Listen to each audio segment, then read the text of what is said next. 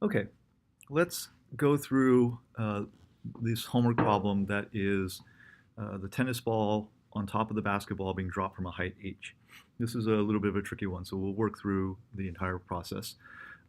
We'll shortcut some of the parts that rely on stuff we've seen before, maybe, but we'll try and get the gist of the collision. So we have a tennis ball of mass m1. I know the textbook uses a slightly different notation of mt or something, but I'm going to label it m1 because it'll keep the notation a little cleaner for me. It's held, I'm paraphrasing, held slightly above the basketball of mass m2, and then they're both released from rest at the same moment from a height, I'm going to call it h naught. The basketball strikes the ground in a perfect elastic collision, and it reverses the velocity of the basketball. And then it moves towards the tennis ball because it's still moving downward. The two balls meet in another perfect elastic collision. What height does the tennis ball rebound to? Okay, so this problem is really, you can kind of think of it as almost a 3 or 4 part problem. Okay, so we're going to have a tennis ball dropping at some velocity with a basketball, a bigger basketball underneath it that's also dropping at the same velocity. Now, at some point, it's going to drop from that height to reach the ground. Now, because they're dropped from the same height, they are going to reach ground level. We're going to approximate that they're both kind of at the ground level at the same time to avoid extra small little details. When they reach the ground from a much larger height, they're basically at the same velocity. As we know, if we neglect air friction or air resistance, everything falls at the same rate. Once it hits the ground, it was stated that this is a perfectly elastic collision that just reverses the velocity. So then this guy switches direction and goes up this way with a v naught, right? So now they're both going v naught, but one is still in the negative y direction, and one is now in the positive y direction, all right? Okay, so the first part of our problem is to figure out what v naught is, right? If we know the velocity after it's dropped by a certain height, and then part 2 of the problem is we say, then it hits the ground, and the basketball reverses direction and reverses velocity while this one's continuing to fall down at that v naught. We've now completed 2 stages of the problem. The third stage is when these actually collide, and this is an elastic collision, and there's going to be a transfer of momentum, right? So we're going to use conservation of momentum to figure out what the final velocities right after this collision, where this one's heading up, this one's heading down, they collide, and then they bounce off of each other, right? Then we take the velocity from there, we're going to end up with a velocity going upward of this tennis ball, and so we'll call this m1. Let's make this one m2 and make this one m1. Okay.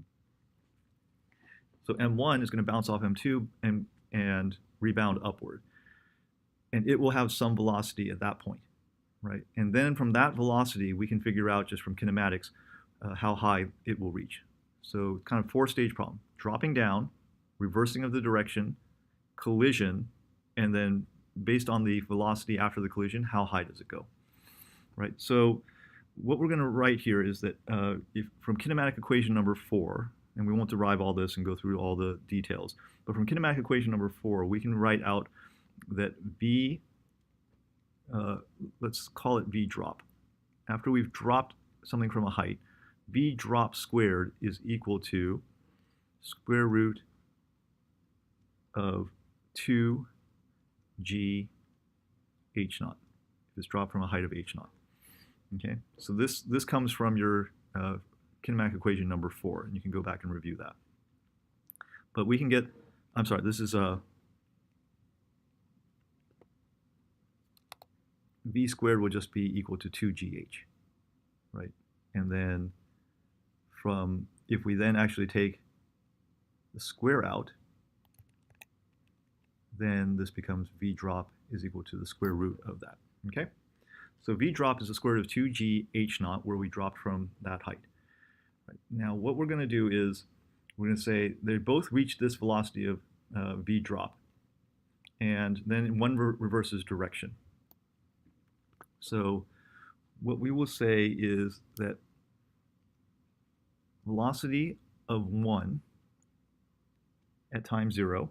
And we're going to call time 0 the moment just before the collision, right? At time 0, just before the collision, v1 has a velocity in the negative direction because it's going downward, and we're going to have the y-axis pointing up, of v drop. We'll call it drop. And to make, yeah, okay, we'll do that. And let's make this simpler and just say v drop is equal to, we'll call it minus v naught, right? We'll just call this plain old v naught. So v naught is equal to that. That's terrible. Is equal to v drop is equal to square root of 2gh, right? Mass 2, the velocity of mass 2 just before the collision, is positive v drop, which I'm going to abbreviate to be plus v0. Okay? So we have 1 going at v naught, minus v naught, 1 at v0. Okay. Now comes the collision. So now that we have a collision, we're going to write out conservation of momentum. So conservation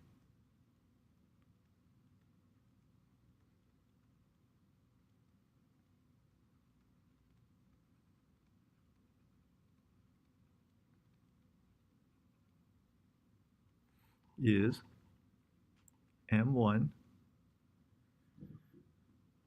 v10 times 0 plus m2 v20.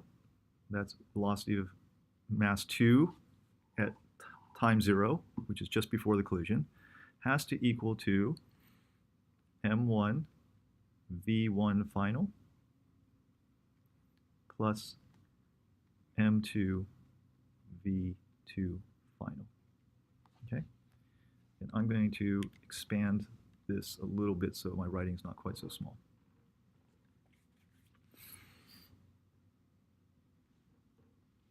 So plugging in for v10 being negative and v20 being positive, I'll just rewrite this as m1 v0 with a minus sign out front plus m2 v0, that one's positive out front, is equal to m1 v1 f plus m2 v2 f. Okay, so this is our conservation of momentum equation. We've written it twice, where we've substituted in v naughts in the appropriate place with the appropriate sign. Now we're going to look at the relative velocity equation.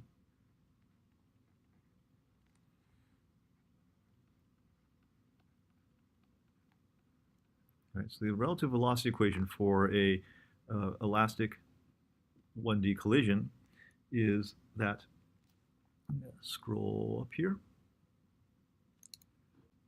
We have v1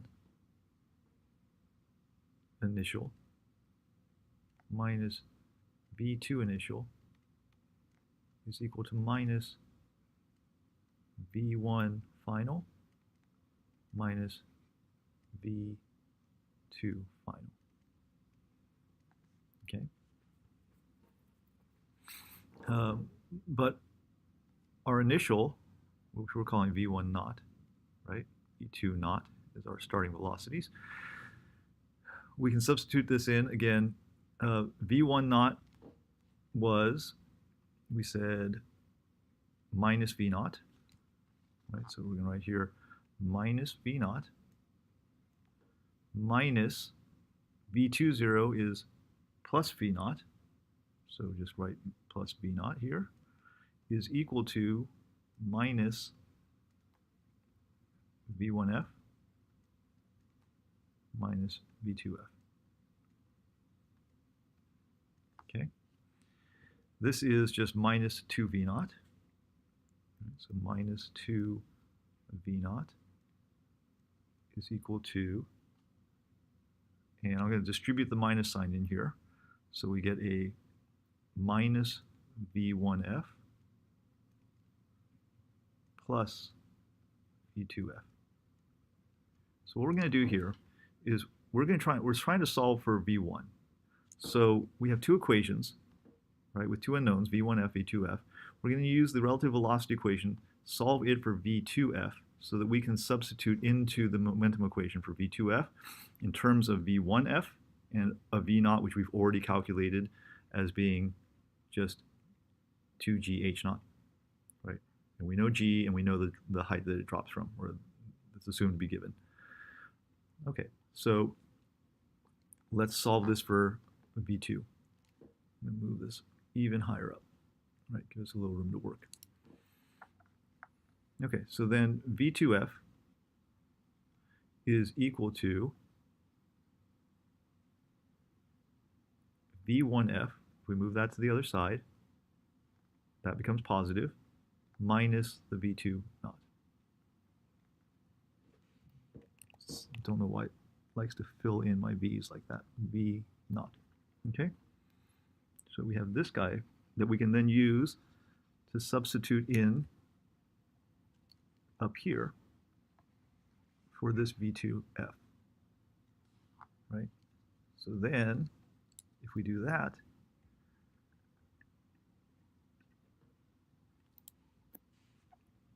we'll rewrite the conservation of momentum equation from above, minus m1 v naught plus m2 v naught is equal to m1 v1 final plus m2, and now we substitute in our solution for what v2f is, which is just v1f. Doesn't really like my curvy v's, so we'll default to sharp v's. Sorry, that's a v1f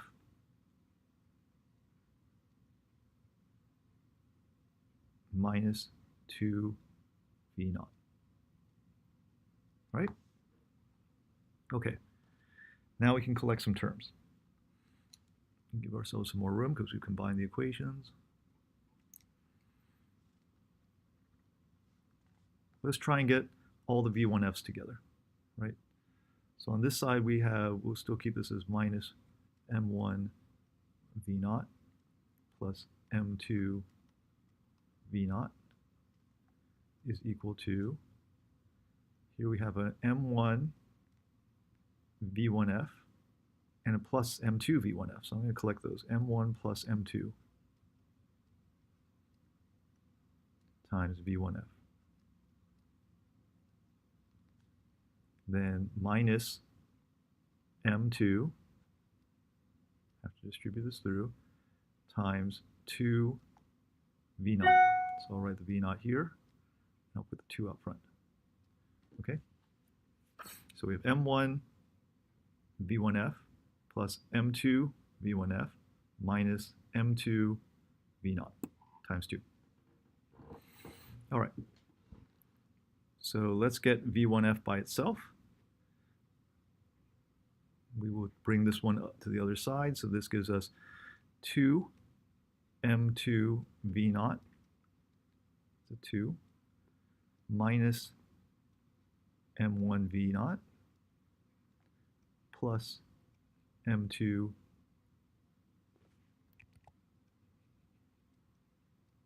V naught is equal to M1 plus M2 times V1F.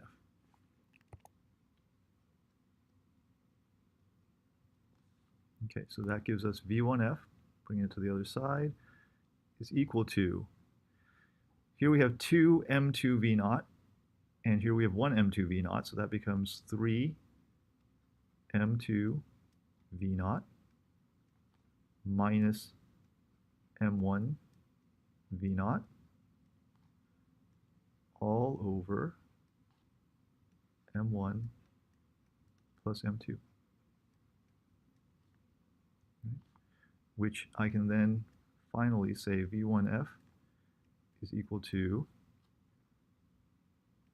pull the V naught out, 3m2 minus m1 over m1 plus m2 times V naught. It really doesn't like my curvy V's. Times V naught. Right? Put this whole thing in here, parentheses. All right, so we now have the velocity. The next stage is, now that we know the velocity, we want to know how high it will rebound. All right, but we go back up here, and we had this equation that we kind of pulled from, again, the kinematic equations that says, if we drop something from this height, h naught, then the velocity when it reaches the ground is going to be square root of 2g h naught. But if we reverse the logic, then something that has a velocity of v naught will reach a height of 2g h naught, right? Or rather, I could solve this for h naught to get to find out what the height will be if I start from a velocity of this and shoot upwards, right? So v is equal to square root of 2gh. Let's start with that. Right, so we say v is equal to square root of 2gh, and now we'll make this h prime, right, for that kind of final height, and this will be, that's final velocity, right? If it has this velocity, it will correspond to reaching this height. So let's see what that height is. H prime is equal to, we square both sides, so let's take it one step at a time. 2gh prime is equal to v prime squared, which means that h prime is equal to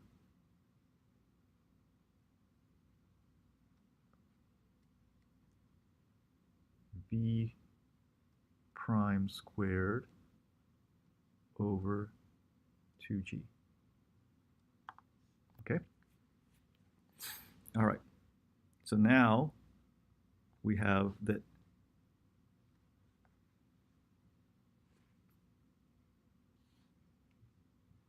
h prime is equal to whatever the starting velocity is, but the starting velocity for this final stage is the final velocity after the collision. This is how fast the tennis ball, the ball 1, is moving after the collision. So it's moving at that speed, and if it moves at that speed, it'll reach this height. So we're going to say this is equal to what we're going to call v prime, right? So then we have this whole thing squared, 3m2 minus m1 over m1 plus m2 squared times v naught squared over 2g. All right, but what was v naught squared? Let's go back up to the top. V naught squared was 2g h naught. Right? Let me just go back up here again.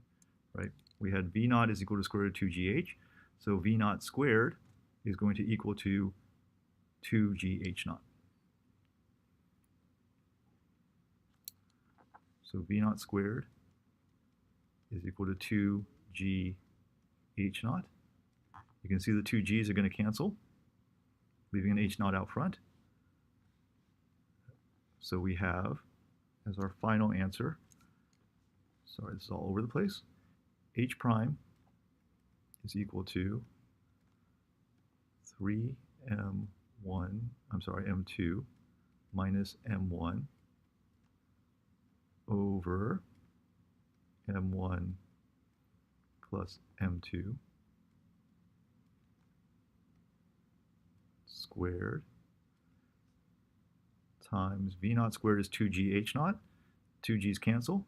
I'm just left with h naught. And this is our final answer.